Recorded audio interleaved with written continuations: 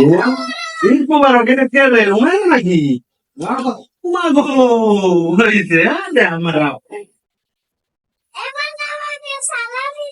কি সালামি? কত টাকা? 10,000? তাই? আচ্ছা দেখি, আমি তো আসলে টাকা নিয়ে যাই নাই তো, মধ্যে যে দেখি কত টাকা আছে। হ্যাঁ, এখানে দাঁড়াও, দেখি আপনার পকেটে কত আছে।